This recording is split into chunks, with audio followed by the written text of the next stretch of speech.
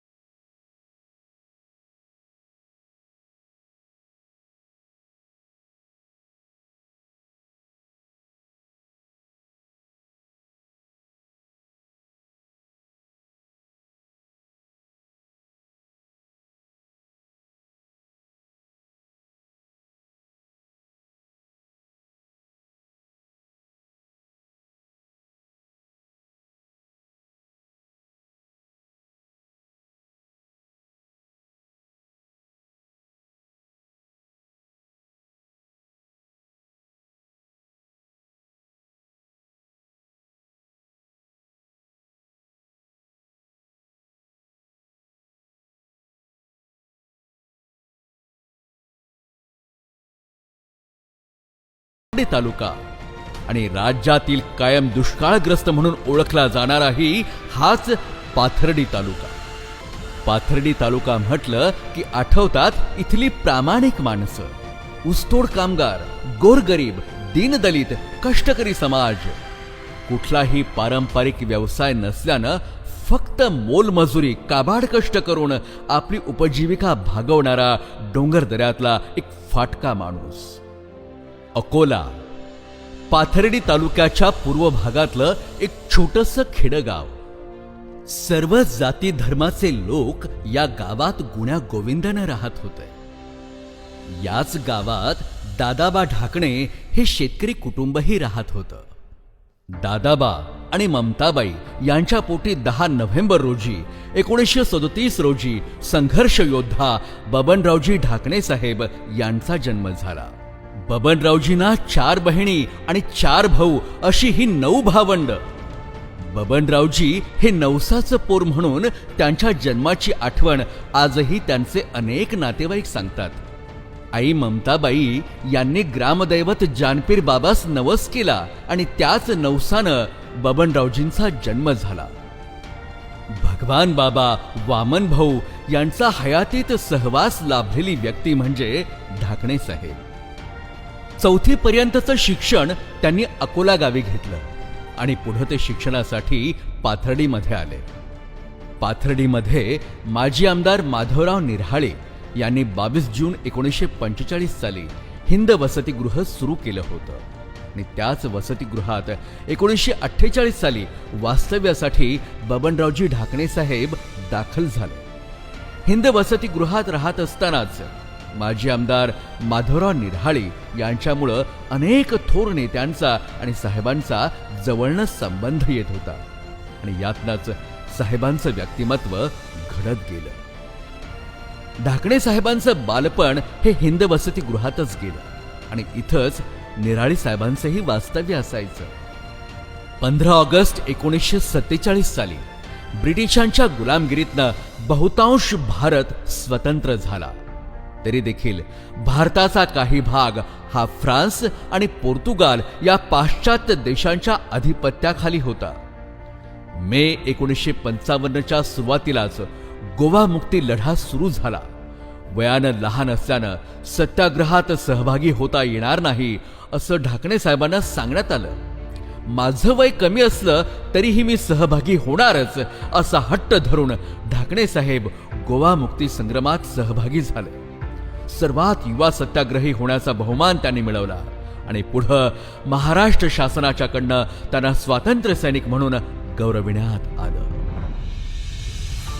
बहुतांश मंडळींना 1972चा दुष्काळ आठवतोय. या 72च्या राज्यव्यापी दुष्काळाची सर्वाधिक झळ ही पाथर्डी तालुक्याला बसली. सामान्य जनतेच्या हाताला काम, पोटाला अन्न आणि पिण्याला पाणी मिळणंही मुश्किल झालं होतं. तालुक्यातील जनता ही हवालदिल झाली होती. अशा बिकट आणि अत्यंत गंभीर अशा परिस्थितीत ढाकणे साहेब तालुका पंचायत समितीचे सभापती होते. दुष्काळ निवारणाचं काम ही परमेश्वरानं आपल्याला दिलेली सुवर्ण संधी आहे असं मानून ढाकणे साहेबांनी अविस्मरणीय असं काम केलं. आणि याच दुष्काळामध्ये देशाच्या तत्कालीन पंतप्रधान स्वर्गीय इंदिराजी गांधी यांना आपले जन्मगाव असलेल्या अकोला या ठिकाणी आणून आपल्या गोरगरीब जनतेची अवस्था त्यांनी दर्शविली. ऐन 72च्या दुष्काळात साहेबांनी 50 गावात गावतळी उभारली, 73 पाझर तलाव केले, 81 गावांना जोडणारे शेकडो किलोमीटरचे रस्ते त्यांनी निर्माण केले. घाटशीळ पारगाव आणि वडगाव ही मध्यम प्रकल्प तर कुत्तरवाडी हा लघु प्रकल्प असे अत्यंत लोकोपयोगी कामं साहेबांनी त्या काळी केली. साहेबांचा राजकीय प्रवास हा अतिशय संघर्षमय असा राहिला. पाथर्डी तालुक्यातला अत्यंत खेडेगावातला युवक देशाच्या सर्वोच्च सभागृहात आपल्या कार्यकर्तृत्वावर आणि जनतेच्या आशीर्वादावर पोहोचतो ही सामान्य गोष्ट नव्हती. 1960 साली अकोला गावच्या एका छोट्याशा सोसायटीच्या माध्यमातून सुरू झालेला राजकीय प्रवास देशाच्या केंद्रीय मंत्रिपदापर्यंत घेऊन गेला. राज्यातील केंद्रातील अनेक महत्वाची पदं साहेबांनी भूषवली. कुठलीही राजकीय पार्श्वभूमी नसताना शेतकरी कुटुंबात जन्म घेतलेल्या ढाकणे साहेबांनी सेवा सोसायटीचे अध्यक्ष, पंचायत समिती सभापती, 4 वेळेस आमदार, राज्यमंत्री, कॅबिनेट मंत्री, विरोधी पक्षनेता, विधानसभा उपसभापती, खासदार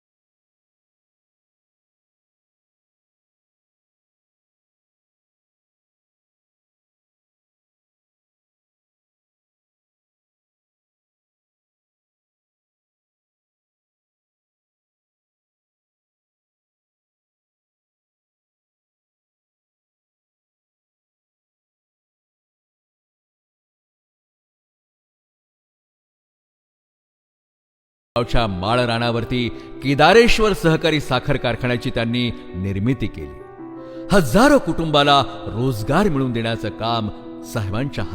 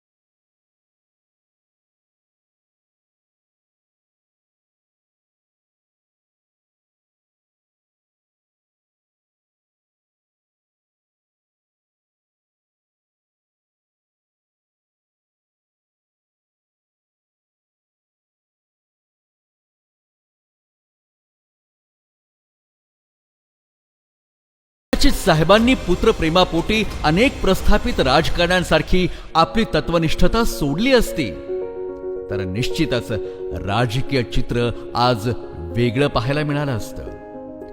साहेबांच्या पावलावर पाऊल ठेवत तोच संघर्षाचा वारसा त्याच हिमतीनं काका चालवत आहेत आणि त्याचीच पावती की काय संघर्ष योद्धा बबनरावजी ढाकणे साहेबांनी केदारेश्वर सहकारी साखर कारखान्यावर झालेल्या सभेत आपल्या मुलाचा जाहीररित्या सत्कार केला. ती चित्रफीत आपण पाहूया.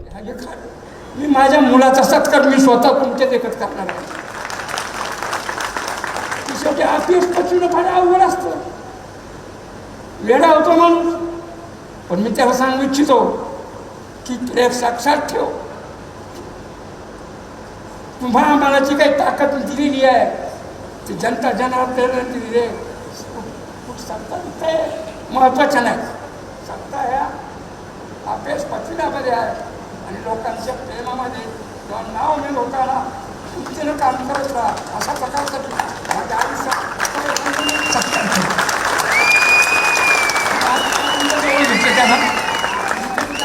घेतलं नाही, मुलाबाळाला घेतलं नाही आणि घरातल्या घेतल्याने सोयला धारायला विचारलं. साहेबांनी आपल्या कार्यकर्तृत्वानं एक वेगळी ओळख तर निर्माण केली होतीच. कदाचित साहेबांना आपला अखेरचा क्षणही सोनेरी करावासा वाटला असावा. उपस्थित जनसमुदायाशी बोलत असताना आपल्या माणसांच्या प्रती त्यांनी कृतज्ञताच व्यक्त केली. गावच्या कष्टकरी शेतकरी फाटक्या तुटक्या माणसापासनं सुरू झालेला प्रवास हा स्वकर्तृत्वानं संघर्षानं थेट दिल्लीपर्यंत जाऊन पोहोचला आणि एका संघर्ष योद्ध्याचा संघर्ष अखेर थांबला. बराच वेळ झालेला आहे. आपण आलात.